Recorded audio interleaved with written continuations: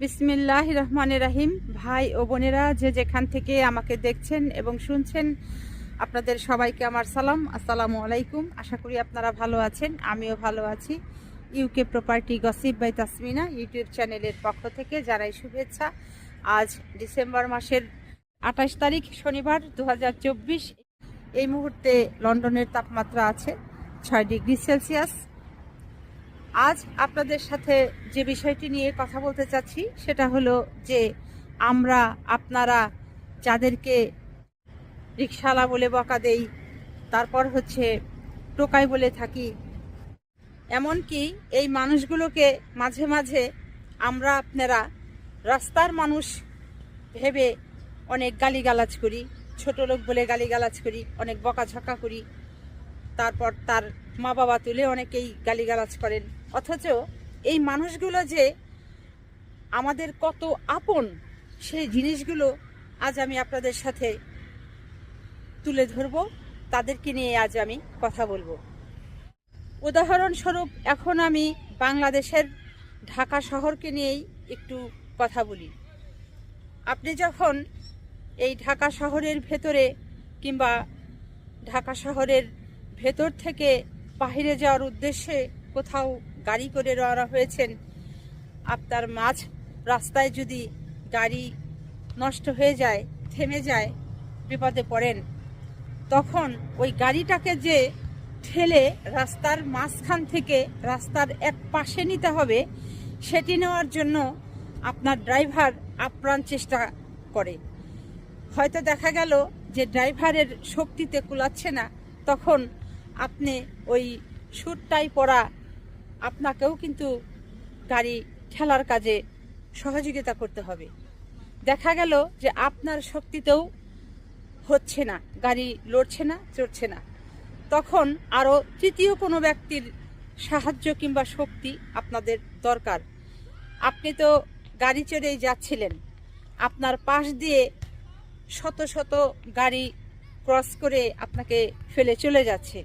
কোনো গাড়িওয়ালা মালিক গাড়ি থামিয়ে দরজা খুলে আপনার কাছে এসে আপনাকে বলবে না যে আপনার কি সহযোগিতা লাগবে, আমি আপনার গাড়িটাকে ঠেলে এক পাশ করে দিচ্ছি, দেখছি কি হচ্ছে। এই কথা কোনো গাড়িওয়ালা আপনাকে বলবে না, এই সময়ও আপনাকে দেবে না। কিন্তু এই আপনারা যাদেরকে এই রাস্তার মানুষ বলে বকাবকি করি, ওদেরই কেউ কিন্তু এই আপনার গাড়ি থামা দেখে আপনার কাছে চলে আসবে, আপনাকে সহযোগিতা করবে, আপনার গাড়ি ঠেলে সে ঠিকই রাস্তার পাশে নিয়ে যাবে। হয়তো আপনি খুশি হয়ে তাকে কিছু অর্থ দিতে চাবেন, সে হয়তো নেবেও, আবার কেউ হয়তো বলবে যে তার প্রয়োজন নেই। এবার দেখেছেন, এই যাদেরকে গালিগালাজ করা হয় তারা আমাদের কতটা আপন। এবার আসা যাক, আপনি গাড়িতে করে কোথাও যাচ্ছেন, আপনার গাড়িতে আগুন ধরে গেল, আপনার পাশ দিয়ে ফুটফুট করে আপনাকে ক্রস করে শত শত গাড়ি চলে যাচ্ছে, একটা গাড়ির মালিক গাড়ি থামিয়ে আপনাকে সহযোগিতা করবে না। কিন্তু আপনার সেই ওই গাড়ির আগুন নেভানোর জন্য ওই রাস্তার যে মানুষগুলোকে গালিগালাজ করা হয়, ওরা দৌড়ে এসে পানি কোথায় আছে আপনাকে সহযোগিতা করার চেষ্টা করবে। এই হচ্ছে রাস্তার মানুষগুলো আমাদের আগুনে পোড়া থেকে আমাদের সহযোগিতা করার জন্য দৌড়ে চলে আসে। এবার আসা যাক, আপনাদেরকে আরও একটি বাস্তব উদাহরণ আপনাদের সামনে তুলে ধরি। আপনারা বিগত 15-16 বছরে দেখেছেন বাংলাদেশে এই আওয়ামী শাসনামলের সময় অনেক অফিস আদালতে আগুন লেগেছে, বিভিন্ন টিভি চ্যানেলে আগুন লেগেছে, কিংবা বাসাবাড়িতে আগুন লেগেছে। এই সময়ে আপনারা খেয়াল করে দেখেন যে সর্বপ্রথম কারা এই আগুন নেভাতে এসেছে। এই রাস্তার মানুষগুলো কিন্তু ছোট নাই, বড় নাই, কিশোর বয়স নাই, সব বয়সের নারী পুরুষ মানুষরা এই আগুন নেভানোর কাজে, মানুষকে সহযোগিতার কাজে তারা নিজের জীবনকে বাজি রেখে দৌড়ে চলে এসেছে। কিন্তু আপনি বলতে পারবেন না এই আগুন নেভানোর কাজে একটা এই গাড়িওয়ালা বাড়িওয়ালা মানুষ এসেছে। আমি তাদেরকে কোনো দোষারোপ করে কথা বলছি না, আমি এখানে একটি শুধু উদাহরণ টানছি যে আমি যখন এই বিপদে পড়ি, হঠাৎ কোনো বিপদে পড়ি, তখন কিন্তু আমার পাশে আমি কোনো গাড়িওয়ালাকে রাস্তায় পাই নাই। আমি কিন্তু ওই বিপদে পড়লে সহযোগিতা করার জন্য ওই রাস্তার মানুষকেই পাই। কাজেই এই রাস্তার মানুষদেরকে আপনারা অনেকেই অবহেলা করেন, তুচ্ছ তাচ্ছিল্য করেন, তাদেরকে ছোট লোক বলে গালিগালাজ করেন, খবরদার এই ধরনের অমানবিক আচরণ কথাবার্তা কেউই তাদেরকে উদ্দেশ্য করে দিবেন না, করবেন না, কারণ তারা অনেক ভালো মানুষ। কাজেই যে লোকটি এই লুঙ্গি পরা, শরীরের জামার কালারটা নষ্ট হয়ে গেছে, এই লোকটির যে জ্ঞান বিবেক, এই জ্ঞানের কাছে, এই বিবেকের কাছে আপনার পাশ দিয়ে যে গাড়িতে চলে গেল, আপনার বিপদ দেখেও যে গাড়ি থামিয়ে আপনার পাশে দাঁড়ালো না, এই দুই লোকের মধ্যে আপনি তফাৎটা করে দেখেন যে কে আপনার আপন, কে আপনার আপন নয়। বাংলাদেশের রাজধানী ঢাকা শহরে বিগত 15-16 বছরে না হলেও 20টা বস্তিতে আগুন লেগেছে। কে বা কারা আগুন দিয়েছে এটি ওই বিষয়ে আমি যাব না, এটি আপনারাও জানেন। কাজেই ওটি আমার যেহেতু এখন প্রসঙ্গ না, সেখানে আমি যাব না।